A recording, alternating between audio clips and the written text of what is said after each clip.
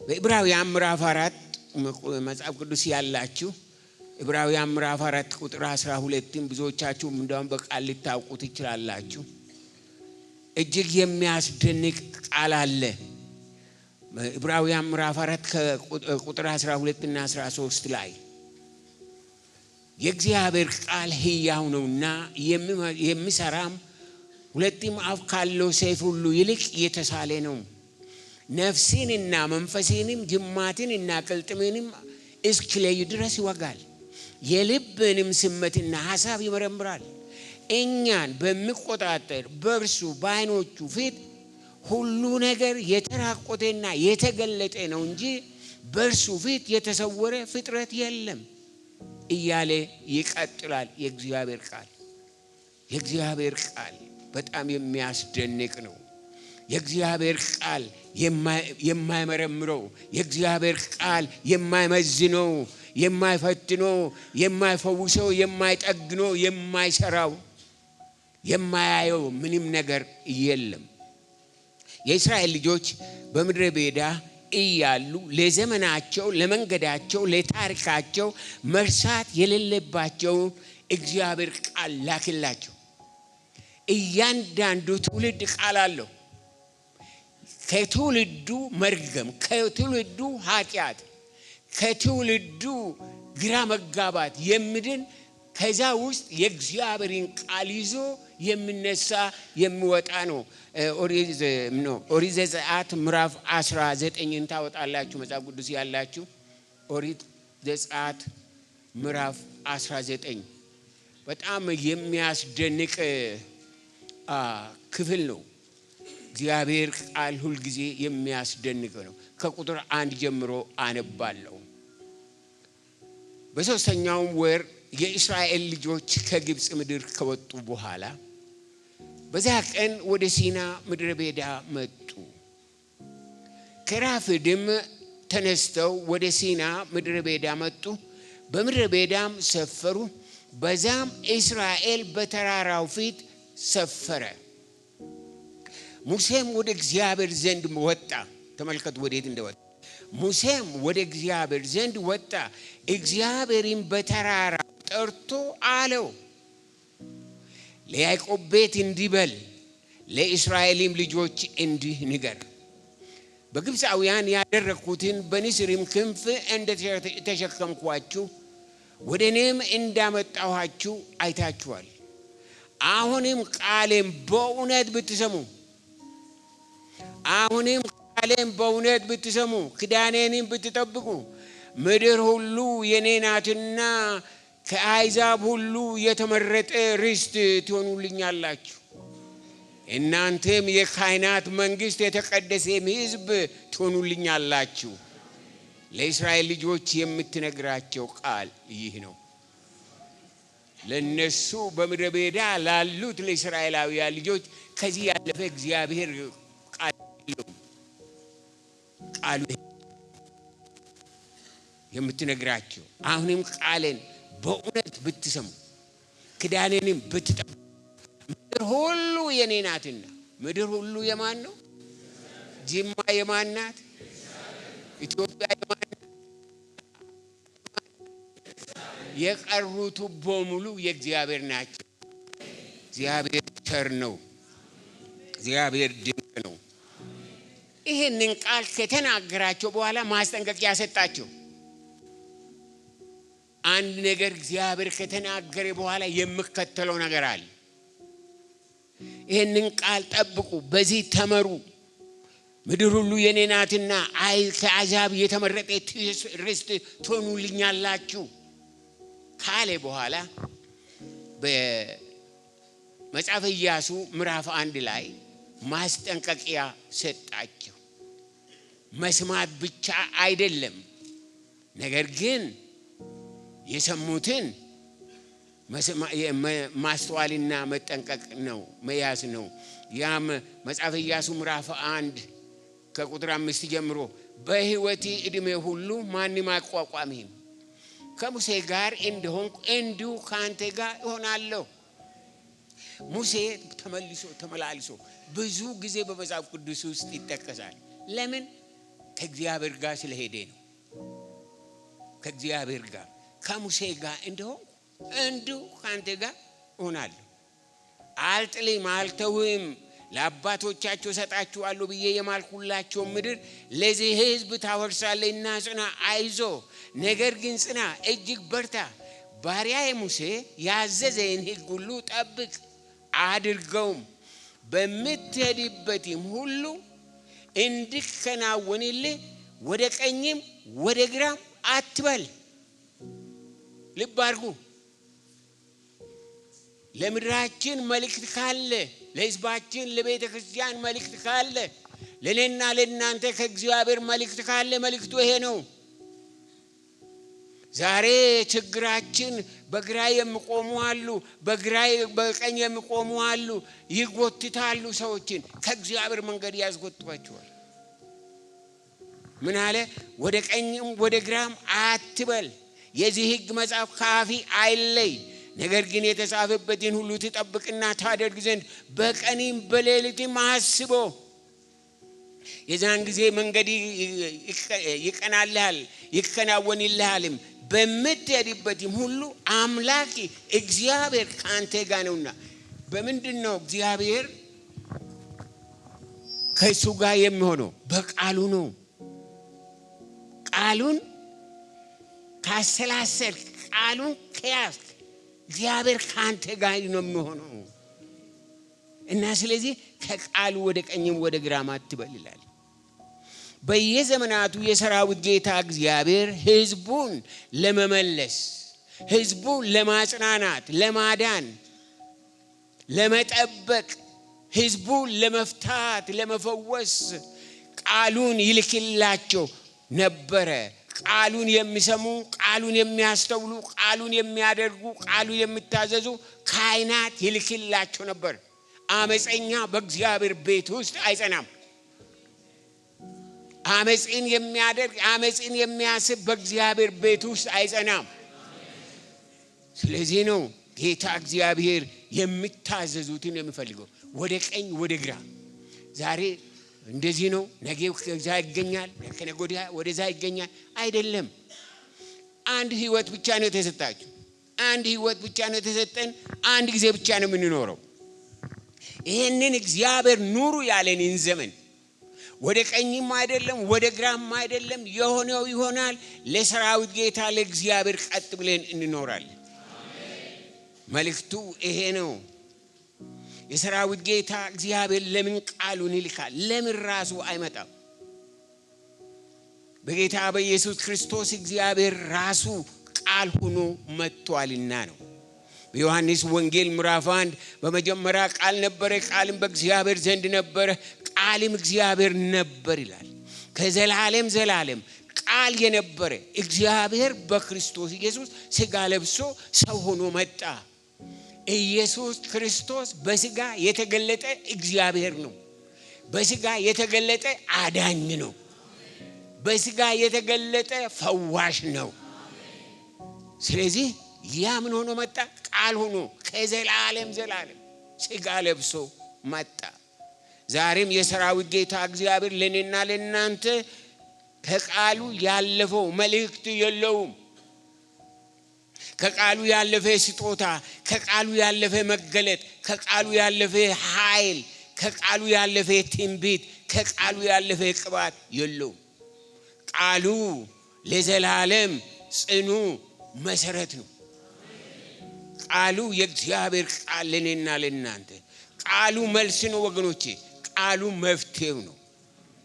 በመዝሙረ ዳዊት ምዕራፍ 107 ቁጥር 20 ላይ ቃሉን ላከ ፈወሳቸውም ካለ በኋላ ከጥፋታቸውም አዳናቸው ይላል። እግዚአብሔር በየዘመናቱ ልጆቹን የሚጠብቅበት፣ ቤቱን የሚጠብቅበት ወታደር አላስነሳም። ቃሉን የሞላባቸው በሰው አስተሳሰብ ማለት ነው የራሱ የሆኑትን ሰዎች እነሱን ነው እያስነሳ ይጠቀምባቸው የነበረው። እና ስለዚህ ቃሉን ላከ ፈወሳቸው። ቃል ይፈውሳል። የሰውን አእምሮ፣ የሰውን ልብ፣ የሰውን ሁለመና ይፈውሳል። ቃል ይመራል ወገኖቼ። ዛሬ ለሕዝባችን ለምድራችን የሚያስፈልገው የሚፈውስ ቃል ከጥፋት የሚያድን ቃል ነው።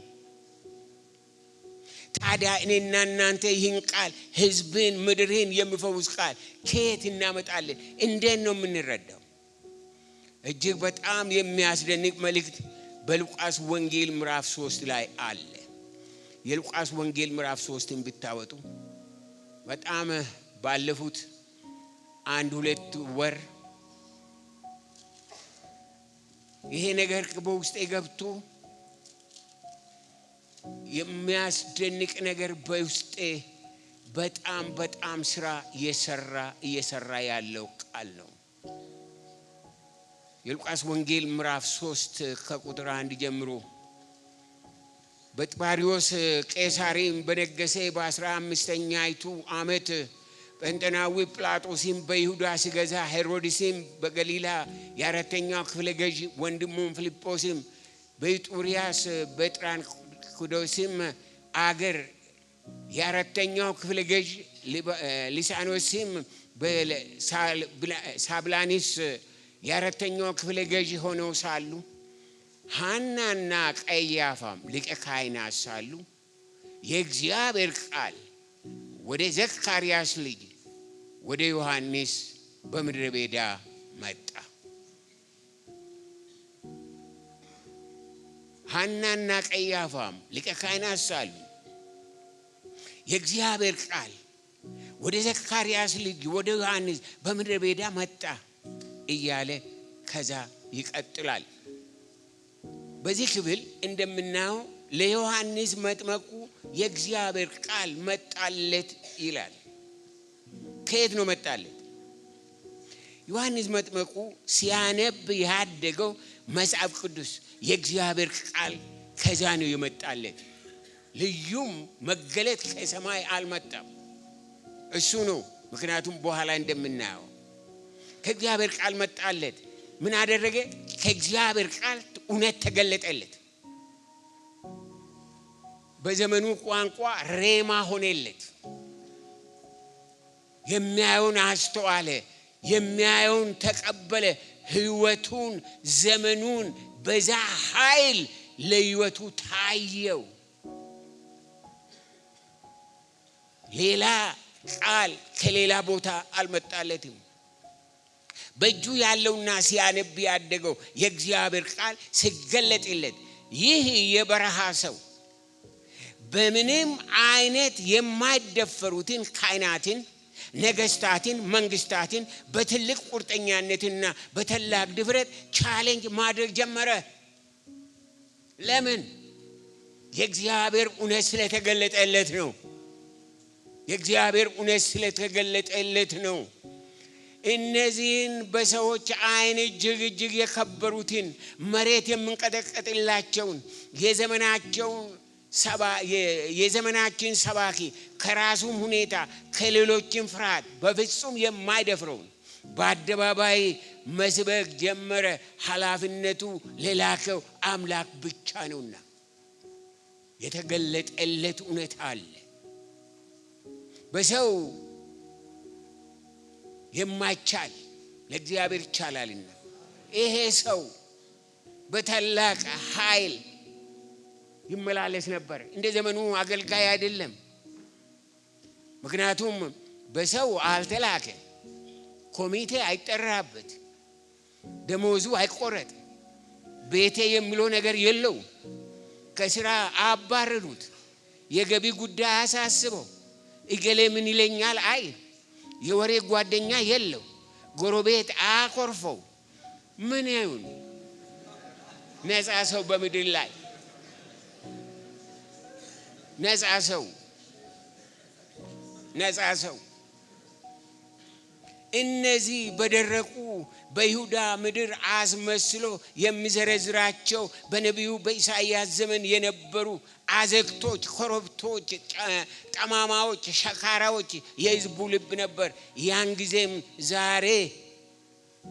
ዛሬም የሕዝቡ ልብ ይሄንን ይመስላል። ይሄንን ነገር ከዚያው ቀጥለን ብናነበው ይሄንን እናያለን። ዮሐንስ መጥመቁ ያነብ የነበረው መጽሐፍ ይሄ ነው። ከዚህ ነው መገለጥ የመጣለት። መገለጡ ምንድነው? ሉቃስ ምዕራፍ 3 ከቁጥር 6 ጀምሮ የጌታ መንገድ የእግዚአብሔር ቃል በነቢዩ በኢሳይያስ ቃል በነቢዩ የመጣ ቃል የጌታ መንገድ አዘጋጁ ጥርጊያውንም አቅኑ እያለ በምድረ በዳ የሚጨው ሰው ድምጽ አዘግቱ ሁሉ ይሙላ ተራራውና ኮረብታውም ሁሉ ዝቅ ይበል ጠማማውም የቀና መንገድ ይሁን ሸካራው መንገድ ትክክል ይሁን ስጋም የለበሰ ሁሉ የእግዚአብሔርን ማዳን እይ ተብሎ እንደተጻፈ ለኃጢአት ስርየት የንስሐን ጥምቀት እየሰበከ በዮርዳኖስ ዙሪያ ወዳለች አገር ሁሉ ወጣ ይላል። ምንድነው እሱ? ኢሳይያስ ያየው ነበረ የሕዝቡ ልብ። እነዚህ ነገሮች የተዘረዘሩት ወገኖቼ የጌታ መንገድ ጥርጊያውንም አቅኑ እያለ በምድረ በዳ የሚጨው ሰው ድምጽ ይላል። አዘግቱ ሁሉ ይሙላ ተራራም ኮረብታም ሁሉ ዝቅ ይበል ጠማማውም የቀና መንገድ ይሁን ሸካራው መንገድ ትክክል ይሁን ስጋም የለበሰ ሁሉ ከዛ በኋላ የእግዚአብሔርን ማዳን ይይ ብሎ ይናገራል። ያ በአዘግት የሚመሰል በችግር በጠማማነት በሸካራነት የሚመሰል ምን ነበር? የአይሁዳውያን ልብ ነበር፣ የነሱ ነበር። ያ ከተስተካከለ ያ በእግዚአብሔር ፊት መልክ ከያዘ ስጋ ለባሽ ሁሉ የሚያይ አይሁዳውያን ብቻ አይደሉም፣ ስጋ ለባሽ ሁሉ የሚያይ አዳኝ ይገለጣል እያለ ይሰብክ ነበረ። በጣም የሚያስደንቅ ዘመንና ቃል ነበረ ወገኖች። በዘመኑ ዮሐንስ በጣም ደፋር ነበር፣ ይደፍር ነበረ። ንስሐ ግቡ እንደዚህ አይነት ጠማማ ልብ ያላችሁ፣ እንደዚህ አይነት የሻከረ ልብ ያላችሁ። ዛሬ ቤተ ክርስቲያንን የሚያስቸግር ይሄ ነው። ጠማማ ልብ ያላቸው፣ የሻከረ ልብ ያላቸው እግዚአብሔር ፊት ንስሐ ለመግባት ያልተዘጋጁ መጡና አሜን ብሎ ይሄዳል። ያ ምን ይሆናል? ቤተ ክርስቲያን እንዳትራመድ፣ ወደፊት እንዳትሄድ፣ አገልግሎት እንዳይስፋፋ ያን ያደርጋል። ዮሐንስ ያማነሴ ብሎ ያ በጣም እንደው ሸካራውም ጠማማውም ምናምኑም እንደው ትንሽ እንትና ቀለል ያለበት መሰለኝ። ከዛ በኋላ እናንተ የእፉኝት ልጆች ናችሁ። አንዳንድ ጊዜ እቅጩን መናገር ጥሩ አይደል? እናንተ የእፉኝት ልጆች ይናገራል። ምክንያቱም ሬማ ስለመጣለት ነው፣ መገለጥ ስለመጣለት። የሰማይና የምድር ንጉሥ የሰራዊት ጌታ እግዚአብሔር የቤተ ክርስቲያን ጌታ በናዝሬቱ በጌታ በኢየሱስ ክርስቶስ ሬማን ይስጣችሁ፣ መገለጥን ይስጣችሁ። ሕይወታችሁ የመገለጥ ሕይወት፣ ኑሯችሁ የመገለጥ ኑሮ፣ መንገዳችሁ የመገለጥ መንገድ፣ ስትወጡ ስትገቡ እግዚአብሔር የሚከበርባችሁ ሰዎች እግዚአብሔር ያድርጋችሁ። ሬማ የመጣለት ሰው ተራ ሰው አይደለም፣ ቁጭ ብሎ ወሬ ያወራ። ሬማ የመጣለት ሰው ዝም ብሎ አይደለም። በምድረ በዳ ቢሆን በንጉሥ ፊት ቢሆን መልእክቱ አንድ ነበር። መልእክቱ እውነት ነበር፣ ሕይወት ነበር፣ ግልጽ ነበር። ዛሬ እኔና እናንተ የምናገለግለው ሕዝብ ታሪካዊ ችግር ያለበት፣ እርቅና ፈውስ፣ ሰላምና ጤና የሚያስፈልገው ሕዝብ ነው። ምክንያቱም ሕዝባችን በብዙ ነገር የተተሳሰረ፣ የተቆሳሰለ፣ የተወነጃጀለ፣ የተጣላ፣ የተለያየ፣ በባዶ ፈገግታ የሚሸነጋገል ሕዝብ ስለሆነ እውነቱ ይሄ ነው። ይሄ ነው እውነተኛ ሰላም፣ እውነተኛ አንድነት፣ እውነተኛ ህብረት፣ እውነተኛ ፍቅር፣ እውነተኛ ይቅርታ ያልገባ ሕዝብ ነው። ዛሬም በቤተ ክርስቲያን ውስጥ ያለን ችግር ይሄ ነው። የሕዝባችንን በሽታ የሚፈውስ ዲፕሎማሲ በምድር ላይ የለም። ዲፕሎማሲ የለም።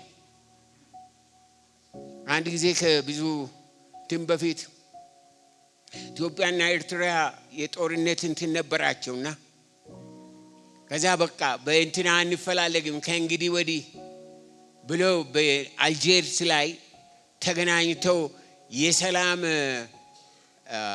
ውል ተፈራረሙ የሚል አንድ ሰው ትንሽ ጋዜጣ ብጣሽ ሰጠኝ። ሳይሆን እነዚህ የአፍሪካ ሁለት ድሃ አገሮች በቃ በጦርነት የሚፈላለጉ ከእንግዲህ ወዲህ ጦርነት አንፈላለግም ብሎ ተፈራረሙ ምናምን ብሎ ልክ እግረ መንገዱን ምን አገባውና ይሄ ማን ነው የሚያነበው? ምን አገባው? ብትሞቱ እንደ ጦጣ ብትኖሩ እንደ ዝንጀሮ who cares about you? እና ከዛ በኋላ አየና በጣም እንትን ተፈራረሙ። በጣም ደስ አለኝ። ከዛ በኋላ አገልግሎት ነበረኝ ዋሽንግተን ዲሲ እና እዛ ለምሳ ስንወጣ ሬዲዮ መጣ በአማርኛ እና ሬዲዮ በትግርኛ የትግርኛ ሬዲዮ በአማርኛ ሲተላለፍ ነው። አማርኛ የምናገሩ ትግርኛ የማያውቁ ይሄንን እንዲሰሙ ነው። እና ኢትዮጵያ ሙልጭ አድርጎ ይሰድባል። ምን ነካው? ተፈራረሙ አልተባለም እንዴ? ከዛ በኋላ ደግሞ የሚያስደንቀው ሌላ ቦታ በሚሄድበት ጊዜ የኢትዮጵያ ሬዲዮ ደግሞ አየሁ። እኔ ጌታ ሊያስተምረኝ ነው። እንደዚህ አይነት ሬዲዮ ሰምቼም አላውቅም። እኔ እዛ የኢትዮጵያ ሬዲዮ ደግሞ በኢትዮጵያ አማርኛ አንድ ሳይቀር ኤርትራን እንዴት አድርጎ እንደሚሳደብ ሊነግራቸው አልችልም። እነዚህ ናቸው የተፈራረሙት። ይሄ ዲፕሎማሲ ነው። ይሄ ነው ዲፕሎማሲ። ትፈርማለህ በወረቀት ላይ፣ በአፍ ግን ሌላ ነው። ትፈርማለህ በወረቀት ላይ፣ ልብ ግን ሌላ ነው የሚለው። ከዛ በኋላ ጌታ አንድ ነገር አድርጋለኝ። ምንድነው አልኩት? ሂሊንግ ቢዮንድ ዲፕሎማሲ የሚል አገልግሎት ጀምራለሁ። ሂሊንግ ቢዮንድ ዲፕሎማሲ የማይችለው ፈውስ በምድር ላይ አለ፣ ለሕዝብ አለ። ከዛ በኋላ ብዙ እግዚአብሔርን የሚወዱ ኤርትራውያን ብዙ ናቸው። ከነሱ ጋር ተገናኘ። በዓለም ላይ ያን ኮንፈረንስ ያላደረግንበት የለም። ከኖርዌይ እስከ ሲድኒ እስከ አውስትራሊያ፣ በዓለም በደቡብ አፍሪካ በሁሉ ቦታ ዞረን አደረግን። ሁሉ ነገር አድርገን አንድ ነገር ወሰን። የወሰነው ምንድነው? በአዲስ አበባ ስቴዲየም ላይ ለሁለት ቀን የዓለም ዲፕሎማቶችን እየጠራን ኤርትራውያን ኢትዮጵያውያን መንግስታትን እየጠራን እንትን አድርገን ኮንፈረንስ እናደርጋለን፣ የእርቅ ኮንፈረንስ። ከዛ በኋላ ሁለት ቀን ካደረግን በኋላ በመኪና በማለት በእግር ሆነ በመኪና በእንትን እስከ ኢትዮጵያና ኤርትራ ዳር ድንበር ላይ ሄደን እንድንሰፍር ድንኳን እንድንተክል እዛ ለፈሰሰው ደም በእግዚአብሔር ፊት ንስሐ እንድንገባ። ከዛ ቀጥለን በአዝመራ ስቴዲየም ለሁለት ቀን እንደዚህ አይነቱን የሰላም ስብሰባ እና የእርቅ ስብሰባ ልናደርግ በዛ ተወሰን። በእንግሊዝ ያሉ በጣም እንትን የሆኑ ወገኖች ነበሩ እና በጀርመኒ በጣሊያን እና ሁላችን በቃ ኤክሳይትድ ሆነን ስንጠብቅ ችግር ተፈጠረ። የኤርትራ ቤተክርስቲያን ተዘጋ። እኛ ዲፕሎማቶች አይደለንም፣ በቤተክርስቲያን በኩል ነው የምንሄደው። በዛ ምክንያት ትናሎንም እና ዛን ጊዜ የነበሩ ፕሬዚደንት ግርማ ወልደ ጊዮርጊስ የኢትዮጵያ ፕሬዚደንት የነበሩ እኔ እመራለሁ አሉ። እኔ እጄ ስጠይቃቸው ይሄንን እኔ እመራለሁ። እንደዚህ አይነት ሂሊንግ ቢዮንድ ዲፕሎማሲ በብልጥነት በምንም አይነት ማንም አይፈወስም። የአፍ ብልጥነት ውልት መፈራረም ያ ነው ማለት ያማነው ማለት ሰውን አይፈውስም። የኢትዮጵያ ሕዝብ ውስጡ የደማ ነው፣ የተቆሳሰለ ሕዝብ ነው። ዝም ብሎ በሽንገላ ፈገግታ እርስ በርስ የሚሸነጋገል ሕዝብ ነው።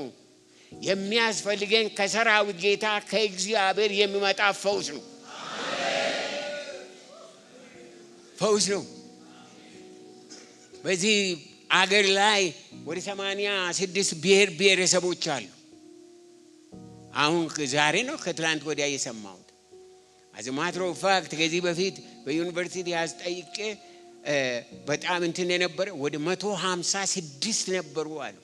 ነገር ግን አንዳንዶቹ የሞቱ ነው፣ ቋንቋቸው የጠፋ ከሌላ ጋር የተደባለቁ እንደዚህ ሆኖ ነው እንጂ ብዙ ብሔር ብሔረሰብ አለ ኢትዮጵያ ውስጥ ነበር። ምን ማለቴ ነው? ይህንን ብሔር ብሔረሰብ ፈቶ ፈውሶ አስታርቁ አንድ የሚያደርግ በምድር ላይ ፖለቲካ የለም፣ በምድር ላይ ዲፕሎማሲ የለም። ማንም በሉት ማንም ይህንን ማድረግ የሚችል ሰማይና ምድርን የፈጠረ የሰራዊት ጌታ እግዚአብሔር ብቻ ነው። ስለዚህ እኔና እናንተ ታላቅ ኃይል ይዘናል። ዓለምን የሚያስታርቅ እኛም ብቻ አይደለም፣ ዓለምን የሚያስታርቅ ዓለምን የሚናገር ዓለምን የሚያንበረክክ የሰራዊት ጌታ የእግዚአብሔር እጅና የእግዚአብሔር ቃል ከኛ ጋር ነው። ስለዚህ እኔና እናንተ መተራረቅ ብቻ ሳይሆን ለማስታረቅ ተጠርተናል። እንደዛ አድርገናል ወገኖቼ። ያለን ተስፋ አንድ ነው፣ ከእግዚአብሔር የሚመጣ ማስተዋል፣ ከእግዚአብሔር ቃል የሚመጣ ቃል፣ ከእግዚአብሔር የሚመጣ መገለጥ ብቻ ነው። የእግዚአብሔር ቃል ጊዜያዊ አይደለም፣ ለዘላለም ዘላለም አልፍም። የእግዚአብሔር ቃል ሲገለጥልን ያድናል፣ ይጠብቃል፣ ይገዛል፣ ይፈታል፣ ይቀድሳል፣ ይመራል፣ ይናገራል፣ ያጽናናል። የእግዚአብሔር ቃል የሚያጽናና ምን አለ ወገኖቼ? እኔ በዚህ ባጭሩ ዘመኔ ምናልባት ሁላችሁ በብዙ ነገር ከኔ ትበልጣላችሁ። በእድሜ እንኳን የምትበልጡ እዚህ የላችሁ። እድሜን አልነግራችሁም። እሱ ምስጢር ነው።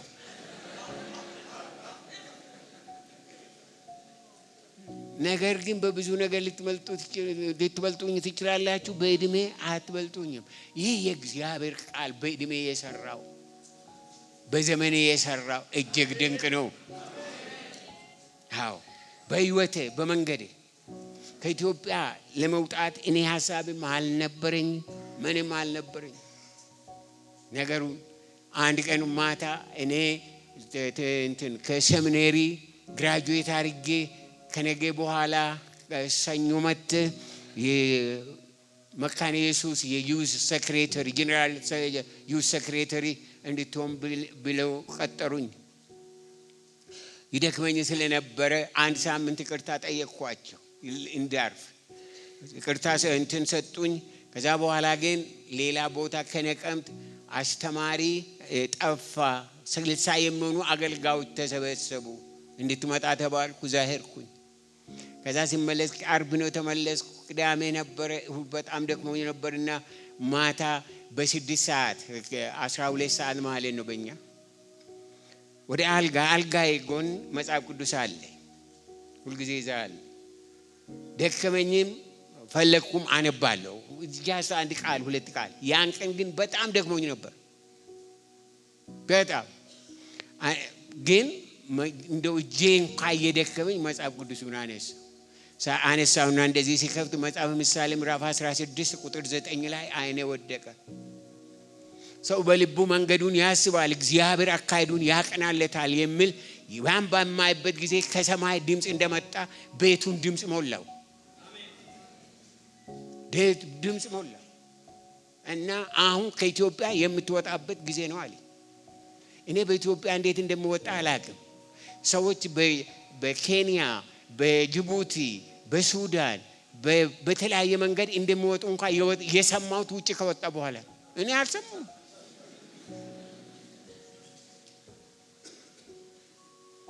ከዛ በኋላ ኢዛን ጊዜ ደግሞ ቀይ ሽብር ስለነበረ ማንም ከኢትዮጵያ አይወጣም የኢትዮጵያ መንግስት ስራ ካልሆነ በስተቀር ካልፈቀደ ልዩ ፍቃድ ነው የሚያስፈልገው። ይሁድ እንደዛ አለኝ። ሁሉ ነገር ጌታ አስተካከለው። ይሁድ ማታ እስከ ዓርብ ድረስ ሁሉ ነገር አለቀ። ሰኞ ቪሳዬን አገኘው። ማክሰኞ ያለችኝን ሸጥኩኝ፣ ሌሎች ሰጠው። ሮብ በጄት በቦሌ በኩል በክብር ከሀገሪቷ ወጣው። ከዛ በኋላ ሰዎች አሁን ተመልሰ ለምን ኢትዮጵያ ለምን አትል ያ የላከ ሂድ ያለኝ ጌታ ና ብለኝ እኔ አልመለስም ወደ ሌላ ሀገር እዚህ ሆናል። ነገር ግን የእግዚአብሔር ሰዎች በእግዚአብሔር ቃል መራት አለባቸው። ይሄንን ተማሩ በህይወታችሁ፣ ይሄንን ተማሩ። በዘመናችን ችግሩ አሁን በቃ ችግር ስለበዛ የነቢያት ቁጥር በዛ።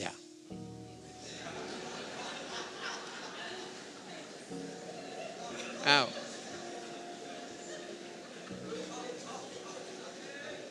ነቢያት ምን ይላል ስለኔ?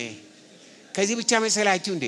ከአሜሪካ ከእንትን ገንዘብ እንትን እያደረጉ በቃ እየበረሩ ይመጣሉ።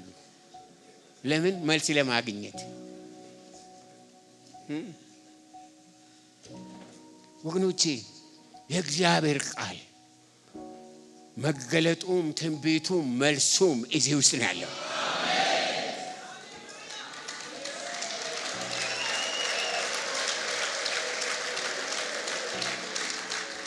ማንም ምንም ብላችሁ ይህ ቃል የማረጋግጥላችሁ ከሆነ ቅዠት ነው።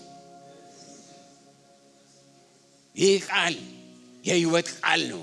ይህ ቃል የእውነት ቃል ነው። ይህ ቃል የበረሃውን ሰው ወስዶ ለእግዚአብሔር ክብር የሚያቆም ቃል ነው።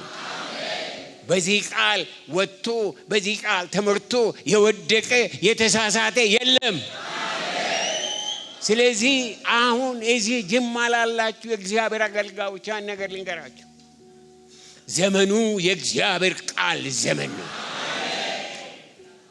ምንም አይነት ትንቢት ይምጣላችሁ ጥሩ ነው፣ እሺ ምንም ችግር የለም። እኔም አንዳንድ ጊዜ ሲመጣብኝ እናገራለሁ። እኔ ትንቢትን የምቃወም ሰው አይደለሁም። የእግዚአብሔርን የጸጋ ስጦታ የማከብር ሰው ነኝ።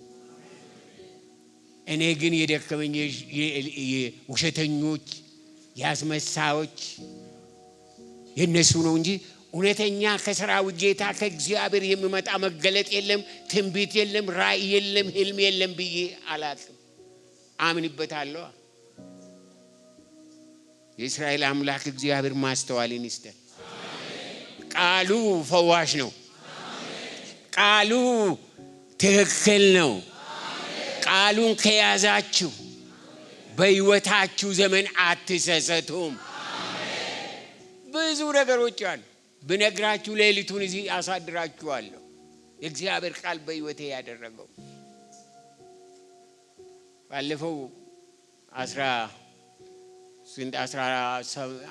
16 ዓመት አንድ ቦታ ለቤተ ክርስቲያናችን ለመግዛት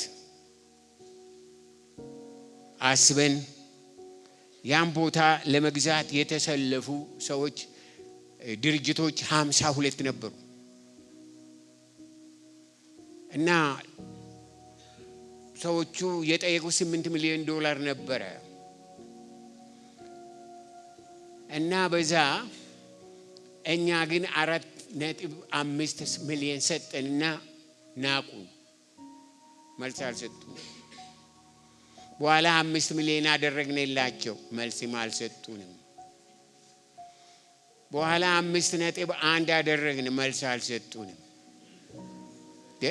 እንደዛ ከሆነማ 8 ሚሊዮን ብንሰጣቸው በአንዴ ይሰጣሉ፣ ለምን ከጌታ መልስ አንጠይቅም አልኩኝና እኔ ወደዚህ ለአገልግሎት መጣ ነበር። ሽማግሌዎችን ቤተክርስቲያን ሽማግሌዎችን ጠየቅኳቸው። ጌታ ስለዚህ ነገር ምን ይላል? ምን ያህል እንድንሰጥ ነው የሚፈልገው? ከጌታ እንጠይቅ ብዬ መጣው። እኔ ተመልሼ ሲሄድ አይ ምንም አላለንም አሉ። አሁን እንግዲህ የኔ ተራ ነው አልኩኝ። መሪ ስትሆኑ ተራ ይደርሳችኋል፣ ተጠንቀቁ። መልሱ ከእናንተ ይጠበቃል። እግዚአብሔር መሪ ያደረጋችሁ ለዛ ነው። ኮሚቴ ጥሩ አልተባላችሁ፣ እሱን ፈልጉ ነው የተባላችሁ።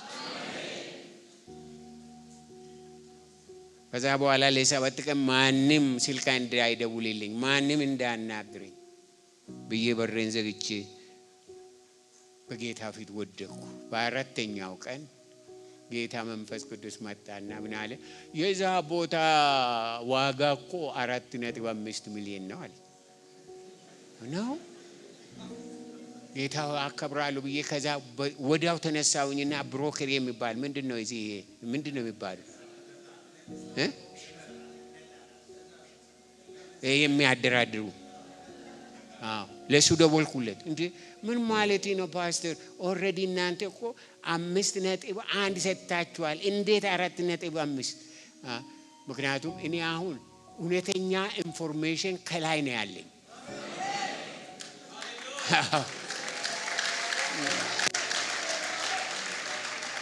ነጋዴዎቹ የፈለጉትን ይበሉ፣ አንተ ይሄንን ነው የምትሰጠው አልኩት።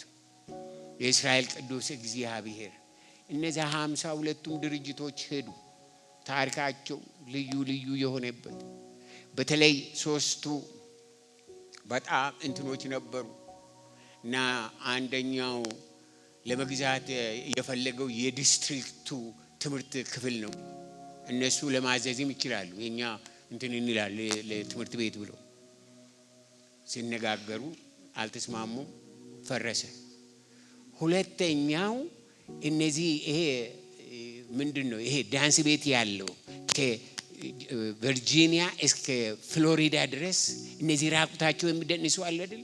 የዛ አይነት ክለብ ያለው ሰው ነው። የፈለጉትን ሊሰጣቸው ይችላል። ግቢው የተሰራው በ14 ሚሊዮን ነው። 14 ሚሊዮን ገዝቶ ሰጥቶ መግዛት የሚችል ሰው። ነገር ግን እግዚአብሔር አምላክ ኢንተርቪን አደረገና ተጣሉ። እሱም ሄደ። በመጨረሻ አንዲት ሴት በጣም ኃይለኛ የሆነች መጣች። ለእህቶች በጣም መጸለይ ያለባችሁ፣ እነሱ ከጀመሩ ኃይለኛ ነው። አይ ሲቀልል ነው። አይዟችሁ እህቶች። እና ይሄንን ቦታ ገዝቼ የአትላንታ ፋሽን ሴንተር እና ዌዲንግ ቻፕል ነው የማደርገው ብላ መጣች። ስንት አርኪቴክቶችን አመጣች። ግቢው ተለካ፣ ቤቱ ተለካ። ይሄ መፍረስ አለበት፣ እዚህ መሆን አለበት ተባለ። የራሷ ስልክ አስገባች፣ አድራሻዋ እዚያ ሆነ። ገና አልተፈራረሙ። ውስጤ አዝኗል በጣም። መኪናዋን እንኳን ሳይ ህንጻውን ጭና የምትሄድ ይመስለኝ ነበር። አንዳንድ ጊዜ ችግር ሲገጥማችሁ ምንም እንደው በጣም አለ የማይመስል ይመስላል። አሁን ጭና ልትሄድ ነው ወይስ ምንድን ነው? ህንጻ በመኪና ይጫል። እና አንድ ቀን እሁድ ነው። እያንዳንዱ ለ4 ዓመት ቤት ከተማ ውስጥ ከሆንኩኝ ያን ቦታ ሳረክት በዛ ቦታ ላይ ሳልጸልይ የዋልኩበት የለም። እና እሁድ ነበረ። ከዛ እሁድ ጧት አገልግዬ ከሰዓት በኋላ ሲሄድ ማታም ደግሞ እሁድ ማታ አገልግሎት ነበረንና ሲሄድ ሴትዮዋ እነዚህን አርኪቴክቶችን እንትኖችን አምጥታ አሰልፋ በቃ ፕላን ያወጡ። ውስጤ በቃ ምን ልበል ምን እንደምለው አላውቅም። እና ጸልዩልኝ እያልኩኝ ለነቀስ ሳሙኤል በጣም እንትን ነበረ። እና ልክ ወደ ቤተክርስቲያን ወደምናመልክበት ቤተክርስቲያን ተመልሼ ወደፊት እንደዚህ ልመጣ እንትን ሲል እመን እንጂ አትፍራ የሚል ቃል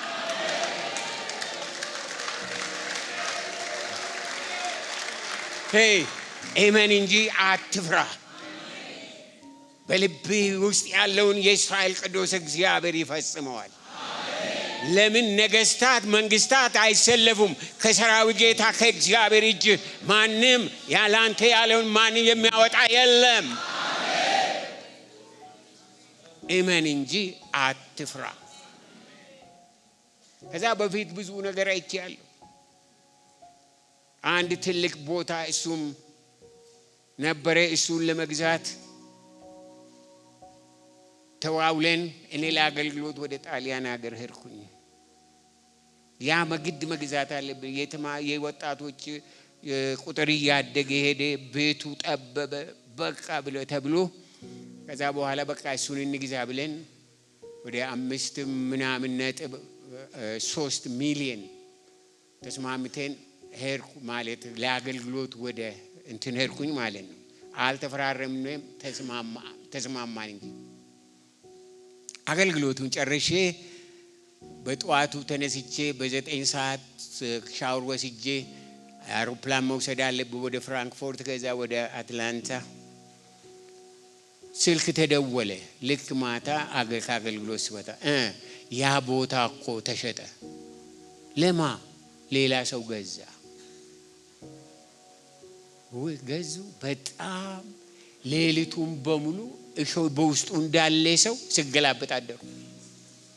9 ሰዓት መጣ። ተነስቼ ሻውን ለመውሰድ መጽሐፍ ቅዱስ ጎን ያለና እንደዛ አወጣውኝና እንደዛ ሳይ አይኔ በምን ላይ ይወርቃል መሰላችሁ? የምትለምኑትን አታውቁም።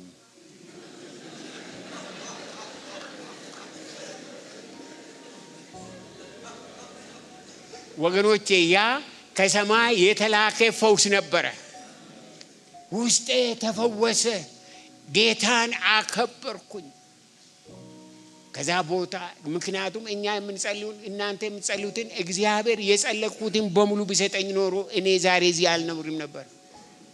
የእስራኤል ቅዱስ እግዚአብሔር እንደ ሐሳቡ ይስጣችሁ። አሜን። እንደ ሐሳባችሁ አይስጣችሁ። አሜን። ሐሳባችሁ የአንዳንዶቻችሁ ሐሳብ እናንተን የሚያጠፋ ነው።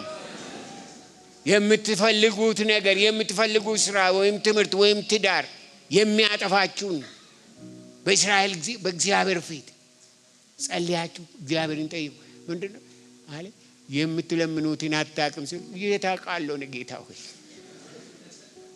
እኔ አላውቅም እኮ እባክህን አንተ ምራኝ። ተፈወስኩ ነው የምላችሁ። ከዛ በኋላ ነው ቅድም ወደ አልኳችሁ ፕሮፐርቲ የመጣ ነው። ከዛ በኋላ እግዚአብሔር አሳካ። ከዛ በኋላ በእግዚአብሔር ቃል የማይመሩ ሰዎች ምን ሊሆኑ ነው? በእግዚአብሔር ቃል ተመሩ። አንድ እኔ አመጣጥ ከሀብታም ቤተሰብ አይደለም። ክርስቲም አልነበረንም፣ ምንም አልነበረንም። እንደነዚህ ፊት ለፊት ለተቀመጡት የባል አባት ልጆች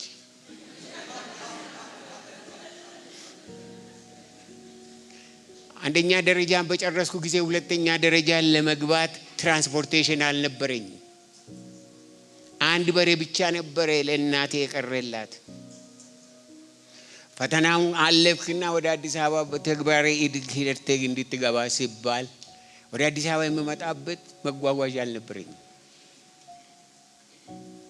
ድህነት ምን እንደሆነ ሰው አይነግረኝ።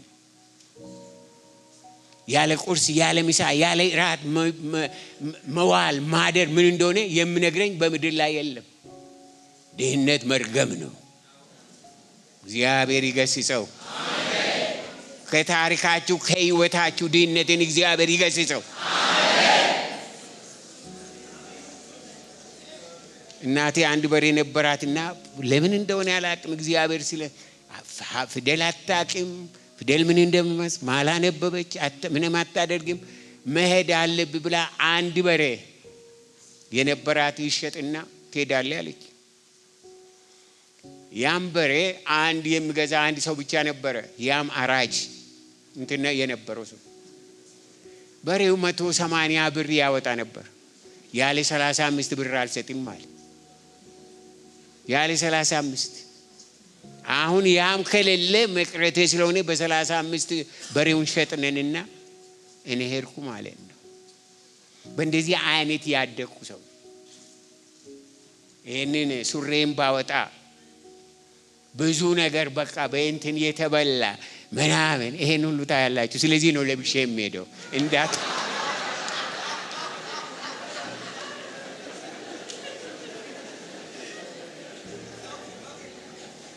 ድህነት።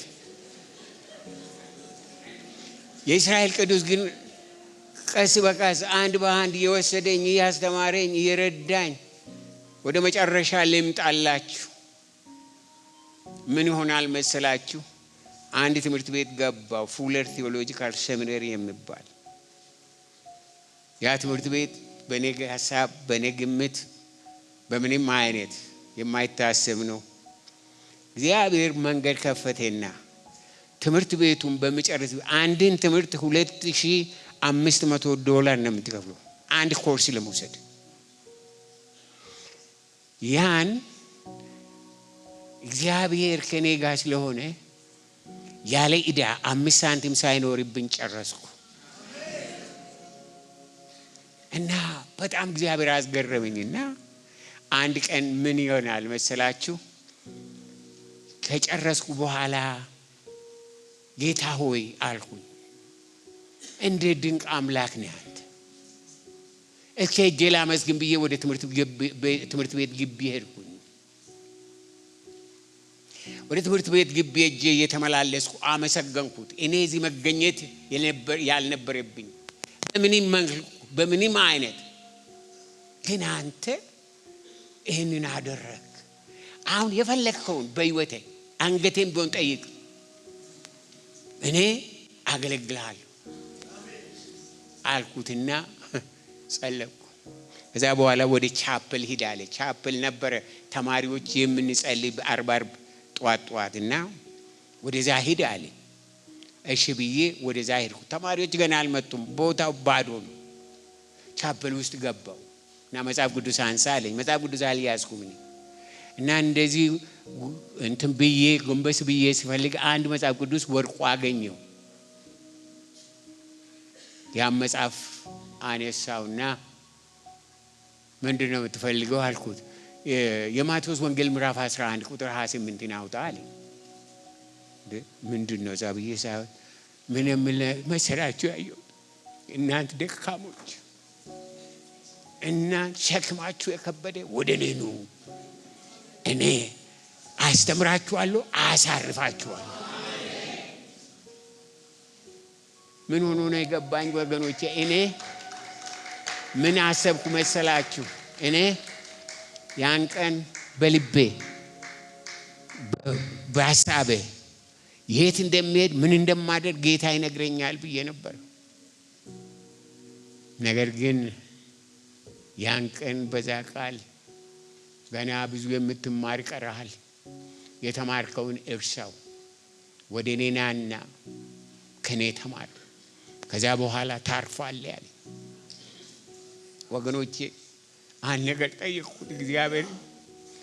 ኪንደርጋርተን የምታውቋላችሁ የህፃናት ትምህርት ቤት፣ ጌታ ሆይ ከዛሬ ጀምሮ በመንፈስ ቅዱስ ኪንደርጋርተን ውስጥ መስግበኝ፣ በህይወቴ ዘመን ይዛ እኖራለሁ አለ ጌታ። ያን ቀን ይዛ እንደመዘገበኝ አምናለሁ። ከዛ ግራጁዌት አላደረኩም እስካሁን። እግዚአብሔር መንፈስ ወደ እናንተ ይምጣና ያሳርፋችሁ፣ እሱ ያስተምራችሁ። ስለዚህ የእግዚአብሔር ቤት መሪዎች፣ የእግዚአብሔር ህዝብ መሪዎች እባካችሁ በአካባቢ ወሬ አትሂዱ፣ አዋጣም። እኔ 100% እርግጠኛ የሚሆነው እሱ ከተናገረኝ ብቻ ነው፣ ቃሉ ከተናገረኝ ብቻ ነው። የእግዚአብሔር ቃል ሰማያዊ መልእክት ነው፣ ሰማያዊ መገለጥ ነው፣ ሰማያዊ ትንቢት ነው፣ ሰማያዊ ምሕረት ነው፣ ሰማያዊ ምሪት ነው፣ ሰማያዊ ስጦታ ነው። ስለሆነም በኤፌሶን በእግዚአብሔር ቃል በመጽሐፍ ምሳሌ ምዕራፍ 4 ቁጥር 5 ላይ ከአፌ ቃል ፈቀቅ አትበል፣ ከአፌ ቃል ፈቀቅ አትበል የሚለውን በሉ እስኪ። የእስራኤል ቅዱስ እግዚአብሔር ያድርግላችሁ። ከእግዚአብሔር አፍ እንደወጣ እንደ ሕይወት ቃል ትኖሩ ዘንድ፣ ትመላለሱ ዘንድ፣ ታገለግሉት ዘንድ የእስራኤል ቅዱስ እግዚአብሔር ያጽናችሁ። ከዛ በቁጥር 6 ላይ ደግሞ አትተዋት፣ ትደግፊማለች፣ ውደዳት፣ ትጠብቂማለች ያለ ይቀጥላል የእግዚአብሔር ቃል። የሰራዊት ጌታ እግዚአብሔር ለሰብአዊ ፍጥረት ሁሉ ፍቅሩን የገለጠው፣ ምሕረቱን ያወጀው፣ መንገዱን ያሳየው፣ የልቡን የተናገረው፣ ልጁን የላከው በቃሉ ነው። ኢየሱስ ክርስቶስ የመጣው በቃል ነው። በቃል ነው። እግዚአብሔርን ቃል ያዙ። እግዚአብሔርን ለማገልገል ተጠርታችኋል። ምንም ጥያቄ የለኝም። ነገር ግን ለቀረው ዘመናችሁ፣ ለቀረው እድሜያችሁ በእግዚአብሔር ቃል ወደ እግዚአብሔር ቃል ተመለሱ። ወገኖቼ ለሕዝባችንና ለምድራችን ለኔና ለእናንተ ተስፋ ያለው በቃሉ መልእክት በቃሉ ምሪት ብቻ ነው። የእግዚአብሔር ቃል የእግዚአብሔር ማንነት ነው። የእግዚአብሔር ልብ ነው። የእግዚአብሔር መገለጥ ነው። የእግዚአብሔር ምሕረት ነው። የእግዚአብሔር አዋጅ ነው። የእግዚአብሔር መልእክት ነው። የእግዚአብሔር ድምፅ ነው። የእግዚአብሔር መንገድ ነው። የእግዚአብሔር አጀንዳ ነው። ወገኖቼ ከቃል ውጪ ለኔና ለእናንተ ሌላ መልእክት የለም፣ ሌላ መገለጥ የለም፣ ሌላ ድምፅ የለም። ለምን ከእግዚአብሔር የመጣ ድምፅ እያለ ከሰው የሚመጣውን ድምፅ ትፈልጋላችሁ? ለምንድን ነው የምንፈልገው? ለምንድን ነው የምንፈልገው? አዎ እግዚአብሔር በልጆቹ ይናገረናል አሉ አገልጋዮች አሉት። ነገር ግን ያ የእግዚአብሔር ቃል በእግዚአብሔር ቃል መመዘን ይኖርበታል። እግዚአብሔር እየተናገረን በዛ ያጽናናናል፣ ይመራናል። በቃሉ እግዚአብሔር የሚያደርገውን ያደርጋል። የዘላለም እግዚአብሔር በቃሉ ትልቅ ነው፣ በመንፈሱ ትልቅ ነው፣ በፍቅሩ ትልቅ ነው፣ በስጦታው ትልቅ ነው። አይሳሳትም። 100% አይሳሳትም። እግዚአብሔር ድንቅ ነው። የዓለም አማልክቶች የሚጋለጡት በቃሉ ነው። አቅፈን ያስቀመጥናቸው አሳፋሪ ባህሎች፣ እውነት ያልሆኑ የሃይማኖት ተረቶች፣ የፈጠራ ቅዠቶች የሚመዘኑትና የሚወገዱት በእግዚአብሔር ቃል ነው። ይቃዣሉ። በእግዚአብሔር ቤት ውስጥ በአሁኑ ጊዜ ቅዠት ሞልተዋል። ይህንን ነገር ምንድን ነው የምናደርገው? እናንተ እግዚአብሔር አገልጋዮች በአሁኑ ጊዜ በአሜሪካ በአውሮፓ በምናምን የማያደርጉት ነገር የለም። ሰው ወንድ ነው ሴት ነው ብሎ እስከማያውቅ ድረስ አንድ አባት አለ በቤተ ክርስቲያናችን የ11 ዓመት ልጅ አለ። 11 ዓመት ልጆች ሄዶ እንትን የሚያደርጉታልና ሄዶ ሲወስድ ልጁን ምን ብላ ትጠይቀዋለች ሴትየዋ? ወንድ ነህ ወይስ ሴት ነህ አለች። ከዛ በኋላ አባትየው ደነገጠና እንዴ ወንድ ነው አታይም እንዴ አለ። እኔ አንተን አልጠየቅኩም እሱን ነው የጠየቅኩት አለ። አሁን ሰው አባቴ ሃሁን አልቆጠረም። አንድ ቀን እኔ ወንድ መሆኔን ተጠራጥሮ ሰዎች ያበዱበት ዘመን ነው። ሰዎች ያበዱበት ዘመን ነው። እና ስለዚህ ጾታው ምንድን ነው? ወንድ ሊሆን ይችላል፣ ሴት ሊሆን ይችላል። ነገር ግን ጾታ ልዩ ሌላ ሊሆን ይችላል የሚል አሁንማ 180 ምናምን አልፏል አሉ ልትሆኑ የምትችሉት። እብደት ነው። እብደት።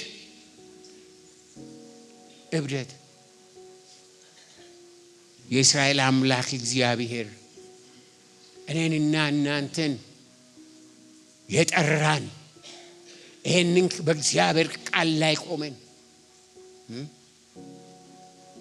ይህን እንደዚህ አይነቱን ቤተ ክርስቲያን ትውልዱን ለመውረድ የተነሳውን ቆሻሻ ነገር የመጨረሻ ሰው መናገር የማይገባው በአፉ የሚከብድ ግብረ ሰዶማውያን የሚባሉ የሴትም ለወንድም አለ እንደ እዚህ ሌዝቢያን ይባላል። ወንዶቹ ደግሞ ሆሞሴክሹዋል ይባላል። የተለያየ ቋንቋ አለው እዚህ ሀገር የለውም። አይኑሮ ለዘላለም ቆሻሻ ስለሆነ ምንም አያስፈልገንም እንደዚህ አይነቱን ነገር እና ሰው ጭንቅላት ያለው ሰው እንደዚህ አይነቱ ነገር ያስፈልጋል ህግ ሆኖ ይውጣልን ብሎ ሰላማዊ ሰልፍ ይወጣል? አንድ ጊዜ አንድ ወንድም ነገረኝ። ኦባማ የአሜሪካ ፕሬዚደንት በነበረ ጊዜ ቅዳሜ ጠዋት ወጣ ወደ ቤተ ዋይት ሃውስ አካባቢ ሰላማዊ ሰልፍ ነበር አለ እና 3 አይነት ሰዎች ሰላማዊ ሰልፍ ወጥተዋል እና የመጀመሪያዎቹ ወጣቶች ህፃን ወጣቶች ናቸው። ኖ የመጀመሪያዎቹ እናቶች ናቸው፣ አሮጊቶች እና ባንዲራ ይዘው ይሄዳሉ። ምንድነው የምትፈልጉት? የእናንተ ነገር ምንድነው? እኛ የራሳችን ኃላፊዎች ነን። ለምን ራቁታችን እንድንሄድ አይፈቀድልንም?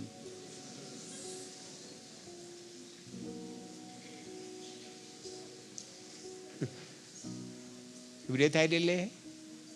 ራቁታችን ለምን እንድንሄድ አይፈቀድልንም?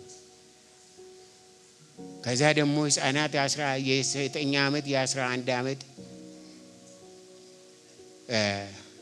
ነበሩ። ከነሱ በፊት ግን ሽማግሌዎች ነበሩ። ሽማግሌዎች 70 ዓመት 80 ዓመት የሆኑ ሰላማዊ ሰልፍ ወጥተዋል ባንዲራ ይዘው። ምንድነው የምትፈልጉ? እኛ ከህፃናት ጋር እንዳንተኛ ለምን ይከለክለናል የአሜሪካ መንግስት? ሰው ሲያብድ የሚያደርገውን አቅም ሰው ሲያብድ ምን እንደሚያደርግ ምን እንደሚያስብ ምን እንደሚጠይቅ አቅም እና ሶስተኛዎቹ እነዚህ ወጣቶች ናቸው ህፃናት። እና ምንድነው እናንተ ደግሞ የምትፈልጉት? እኛ ከሽማግሌዎች ጋር እንዳንተኛ ለምን እንከለከላለን?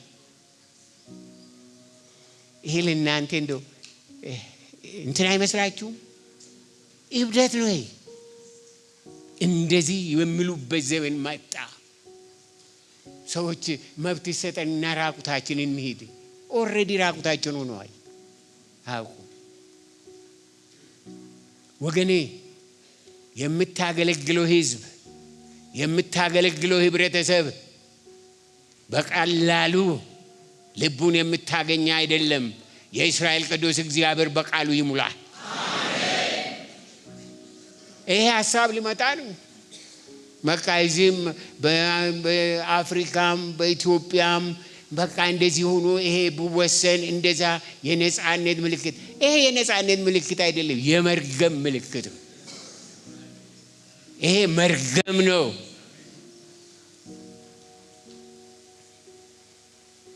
ወገኖቼ